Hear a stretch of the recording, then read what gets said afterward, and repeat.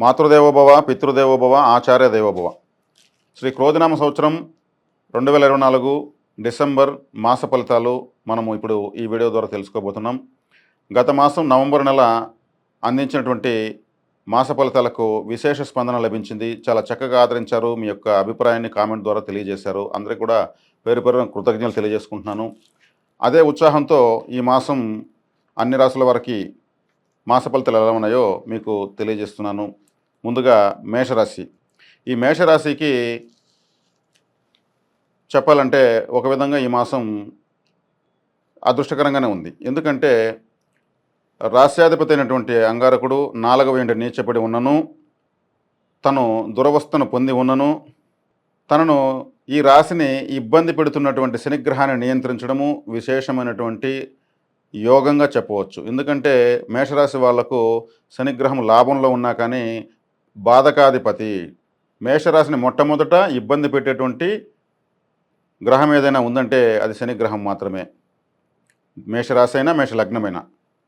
అందుకే మేషరాశి వాళ్ళకు గతంలో కూడా మనం చెప్పుకున్నాము, ఎక్కువ తిరుగుతూ, ఎక్కువ కష్టపడుతూ, ఎక్కువ మోసపోతూ, ఎక్కువ కష్టపడి తక్కువ ఫలితాన్ని పొందుతున్నటువంటి ఏకైక రాశి మేషరాశి అని చెప్పడం జరిగింది. అప్పుడు కూడా అందరూ వీక్షకులందరూ కూడా చాలా చక్కగా ఆదరించారు. శనిగ్రహం బాధించడమే ఈ రాశిని వాళ్ళు అంత కష్టపడడానికి కారణం. శనిగ్రహాన్ని ఫలితం ఇవ్వడం ఇష్టం ఉండదు. ఆయన బాధకాధిపతిగా వచ్చాడు కాబట్టి ఈ రాశి వాళ్ళని పట్టి పీడించి రాశి రంపాన పెడేస్తాడు. అసలు ఆదాయమే లేకపోయినా వీళ్ళు పనిచేస్తారంటే వీళ్ళకి మించిన వాళ్ళు లేరు. చెప్పాలంటే ఇతరులకే ఉపయోగపడతారంటే అది ఇంకా వీళ్ళు నిజంగా ధన్యజీవులు. మరి ఆ శని ఇప్పుడు లాభంలో ఉండి బాధకాధిపతికి మరింత బలం పెరిగింది. లాభస్థానంలో శనేశ్వరుడు ఆహా ఓహో అని చెప్తారో అది కరెక్ట్ కాదు. నేను దాన్ని యాక్సెప్ట్ చేయను. ఎందుకంటే శత్రువుకు బలం పెరిగితే మళ్ళీ మనకేం చేస్తాడు? ఏం చేయడు. ఆయన పేరే బాధకాధిపతి. ఆయన ఎక్కడున్నా బాధించడానికే ఉంటాడు జీవిత పర్యంతము. స్థానాధిపత్యంతో సంబంధం లేదు. బాధకాధిపతి ఎక్కడున్నా బాధిస్తాడు. కాబట్టి ఆ బాధకాధిపతి బారి నుంచి కాపాడటానికి అంగారకులు 4వ స్థానంలో నీచ పట్టినను తనను తన రాశి జాతకులను కాపాడుకుంటున్నాడు. ఇన్ని రోజులు ఎంత బాధ పెట్టాడో అంతకు ప్రతిగా అంతకు వడ్డీతో సహా చెల్లిస్తున్నాడు.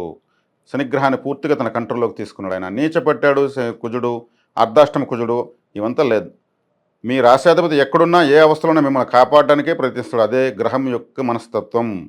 ఇది గుర్తుపెట్టుకోండి. స్థానాధిపత్యంతో పని లేదు.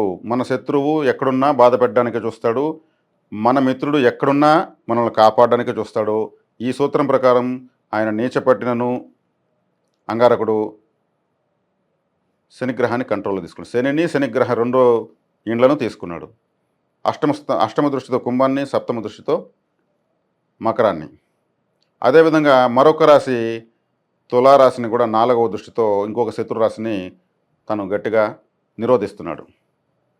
అంటే మేషరాశి వారికి చెప్పాలంటే ఇది ఒక అదృష్టంగా భావించవచ్చు. అదేవిధంగా మేషరాశి వారికి చక్కగా ద్వితీయ స్థానంలో భాగ్యాధిపతి అయినటువంటి గురు గ్రహం ఉండనే ఉంది. గురు కుజుల బలం విశేషంగా ఉన్నటువంటి మాసంగా డిసెంబర్ మాసాన్ని చెప్పొచ్చు. అదేవిధంగా వృశ్చిక రాశిలో రవిగ్రహం పంచమాధిపతి 17వ తారీఖు నుంచి భాగ్యస్థానంలోకి వస్తున్నాడు. మరొక గ్రహం యొక్క అండదండ కూడా దొరికింది. వృశ్చిక రాశిలో ఉన్నంత వరకు కూడా గురుగ్రహం దృష్టితో మరి రవికి బలమే చేకూరింది. మొత్తంగా చూస్తే గురువు, కుజుడు, రవి ఇలా మేషరాశి వారికి 1 by 1 మంచి సపోర్ట్ అయితే దొరుకుతుంది ఈ మాసం. చంద్రబలం పెరుగుతూ తరుగుతూ ఉంటుంది. చంద్రబలం నేను ప్రాముఖ్యంగా తీసుకోవడం లేదు. అందరూ చంద్రుడి నుంచి చూస్తారు, కానీ చంద్రబలం వస్తూ ఉంటుంది, పోతూ ఉంటుంది. ప్రధాన గ్రహాలు నేను ప్రామాణికంగా తీసుకుని మాసఫలాలు చెప్తున్నాను. కాబట్టి శనిని నియంత్రించడం మీకు అదృష్టం. మీరు ఏమైనా చేసుకోవచ్చు. ఇది ఏమి చేయొచ్చు అంటే ఏదైనా నేను అన్నానంటే మీరు నగలు కొనొచ్చు, రియల్ ఎస్టేట్ చేయొచ్చు, మీరు ఆర్థిక లావాదేవీలు ఏదైనా జరుపుకోవచ్చు, వాహనం కొనొచ్చు, వస్త్రాలు కొనొచ్చు, శుభకార్యాలు చేసుకోవచ్చు. అంటే మీ రాశికి అత్యధిక గ్రహాలు అనుకూలంగా ఉన్నప్పుడు ఫలానా ఏం లేదు. మనకు టైం వచ్చింది, మనం ఏమైనా మీకు తక్షణం చేసుకోవాల్సిన పనులన్నీ మీరు చేసుకోవచ్చు ధైర్యంగా. ఈ టైంలో దీపం ఉండగానే ఇల్లు చక్కబెట్టుకుంటామన్నట్లుగా మీరు చక్కగా అన్ని కార్యక్రమాలు చక్కదిద్దుకోండి. త్వరలో కొద్ది రోజుల తర్వాత మరి కుజుడు కూడా స్థాన మార్పు జరిగినప్పుడు ఇంత శక్తివంతంగా ఫలితాలు ఉండకపోవచ్చు. ఇప్పుడు మనకు అవకాశం ఉన్నప్పుడే వీటిని మనం అందిపుచ్చుకోవాలి.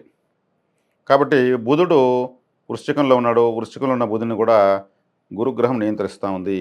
అంటే ఈ మేషరాశికి పాపగ్రహాలైనటువంటి బుధుడు, శుక్రుడు, రాహువు, శని వీళ్ళందరూ కూడా బలహీనులైపోయారు. కాబట్టి ఈ రాశికి ఉపయోగాన్ని కలిగించేటువంటి, రాజయోగాన్ని ఇచ్చేటువంటి గురువు, కుజుడు, రవి, అలాగే కేతువు బలంగా ఉన్నారనమాట. అంటే రాశికి మెజారిటీ ప్లానెట్స్, రాశికి ఉపయోగపడేటువంటి ప్లానెట్స్ శక్తివంతంగా ఉన్నప్పుడు మీరు ఏమైనా చేసుకోవచ్చు. మీ అవసరాలు ఏమైతే ఉన్నాయో ముఖ్యమైనటువంటివి, ఉద్యోగ ప్రయత్నాలు, వ్యాపార ప్రయత్నాలు, పెట్టుబడులు, మరి ఏమైనా కూడా మీరు ధైర్యంగా చేసుకోవచ్చు. అటనే మరి టూ మచ్గా వెళ్ళకండి, అటనే తగ్గించి పోకండి. మీ స్థాయికి తగినట్టు మీ ప్రయత్నాలు మీరు చేసుకోవడం చాలా చాలా ఉత్తమం.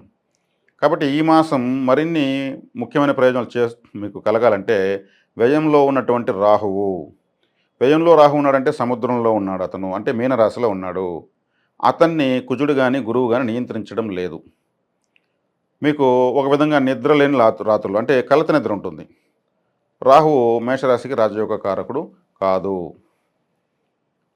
అతను చాలా శక్తివంతమైనటువంటి గ్రహము.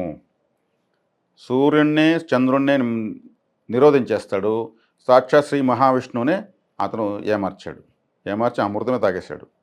అంత నిష్ణాతుడు రాహువు. ఆయన మీకు నిద్రాస్థానమైనటువంటి 12వ స్థానంలో ఉన్నాడు. కాబట్టి సరైన నిద్ర ఉండదు. నిద్ర ఉండకపోతే సరైనటువంటి జీర్ణ క్రియ జరగకపోతే సరైనటువంటి శక్తి పుట్టదు. కాబట్టి రాహువుని నియంత్రించడానికి ఒకటే చక్కటి మార్గము, ముల్లంగి దానం మీరు ఇవ్వచ్చు. ఏదైనా అన్నదాన కార్యక్రమాలు జరుగుతున్న ప్రదేశాల్లో ముల్లంగి ఇవ్వచ్చు, పొట్లకాయలు ఇవ్వచ్చు, నూడిల్స్ ఇవ్వచ్చు. అదేవిధంగా పరోటాలు అంటే ఏంది, పాములాగా చుట్టుకుంటుంది ఆహారం. అది లాగితే కూడా సాగుతుంది పాములాగానే. ఆ పరోటాలు కూడా ఎవరైనా అనాథలకు, భిక్షగాళ్లకు ఇవ్వచ్చు. అనాథలకు, మరి భిక్షగాళ్లకు కీటక సన్యాసులు కొంతమంది ఉంటారు. కాషాయం కట్టుకుంటారు, ఒక పూట దొరికి 2 పూటలు దొరకకుండా ఉంటారు. వాళ్ళంతా కూడా రాహుకేతు ప్రభావాలతో అలాంటి పరిస్థితులు జీవనాన్ని గడుపుతూ ఉంటారు. వాళ్ళకి ఇవ్వడం వల్ల, వాళ్ళ దాన్ని తినడం వల్ల ఈ రాహు సర్పగ్రహ ప్రభావం తగ్గిపోతుంది. ఇది మీకు చాలా చక్కటి పరిహారం. అదేవిధంగా మేషరాశి వారికి నేను ఈ మాస ఫలితాల్లో జీవిత పర్యంతము ఉపయోగం జరిగేటువంటి మరొక పరిహారం చెప్తాను. ఇది మాస ఫలితానికి సంబంధించి. రాహు ఏ గ్రహానికి చిక్కలేదు ఇక్కడ. రవికి కానీ, గురుడికి కానీ, కుజుడికి కానీ.